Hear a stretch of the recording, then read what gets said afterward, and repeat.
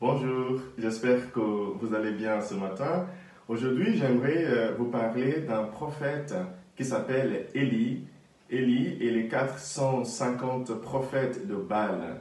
Pourquoi j'aimerais vous parler d'un prophète de l'Ancien Testament aujourd'hui? C'est parce que Jésus, dans l'évangile que nous lisons ce matin, l'évangile s'élance à Matthieu, chapitre 5, versets 17 à 18, nous dit qu'il n'est pas venu pour abolir la loi et les prophètes, mais pour les accomplir. Donc Jésus nous rappelle l'importance de l'Ancien Testament. Il nous rappelle en même temps que les gens qui nous ont précédés n'étaient pas si bêtes que ça, que nous avons toujours des choses à apprendre des gens qui nous ont précédés. Arrêtons de toujours penser que nous avons tout inventé, par exemple. Donc regardons ce texte. Élie, son histoire que j'aimerais vous raconter aujourd'hui, se trouve dans le premier livre du roi, chapitre 16, chapitre 17 et chapitre 18. Mais ce matin, nous avons seulement lu chapitre 18, versets 20 à 39. Dans ce texte que nous avons lu ce matin, Élie vient sur la montagne de Carmel et il dit au roi Akab, il est temps de décider, quoi. On ne peut pas continuer à tergiverser. Si Dieu est Dieu, suivons-le. Et si Baal est Dieu, suivons-le. L'arrière-plan de cette histoire, c'est qu'à un moment donné, le roi Akab s'est marié avec une femme étrangère qui s'appelle Jézabel. Et Jézabel est venue dans le royaume avec ses idoles, Baal et ses prophètes.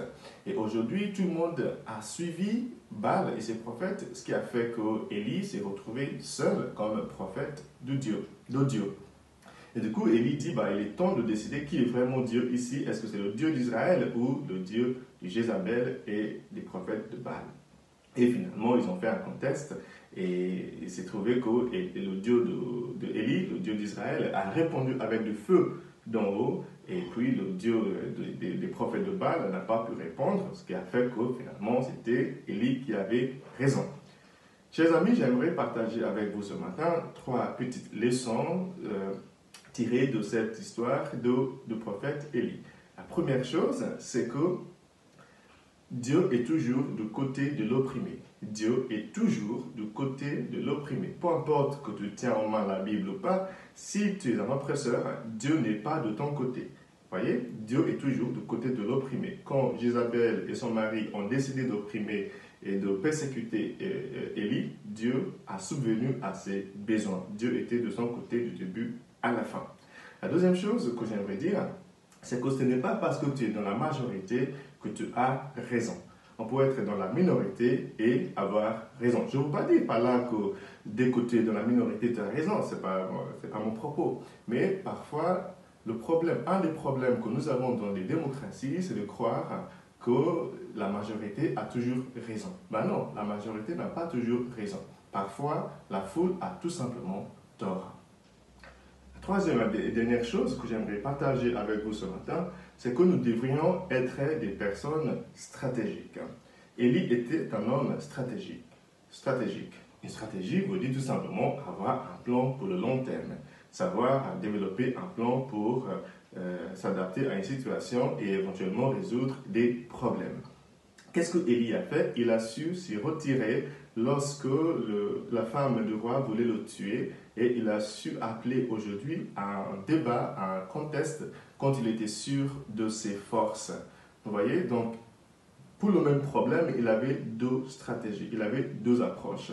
Nous aussi, parfois, il y a des moments où il faut parler, il y a des moments où il faut se taire. Si dire quelque chose va enfoncer la personne en face de toi pour rien, va l'enfoncer juste pour détruire l'ambiance de la soirée, c'est peut-être un moment de se taire. Vous voyez, donc il y a des moments pour agir, il y a des moments pour réfléchir, il y a des moments de s'attaquer à un problème frontalement, il y a aussi des moments pour se retirer, pour respirer, pour prendre le temps. Donc nous devrions être des personnes comme Élie, des personnes stratégiques. Voilà ce que je voulais partager avec vous ce matin sur cette belle histoire de Élie. Franchement, si vous avez le temps, vraiment, il faudrait peut-être lire ce premier livre de Roi, chapitre 16, 17 et 18. C'est une très, très belle histoire. Je vous souhaite une très belle journée et que le Seigneur vous bénisse, le Père, le Fils et le Saint-Esprit. Amen.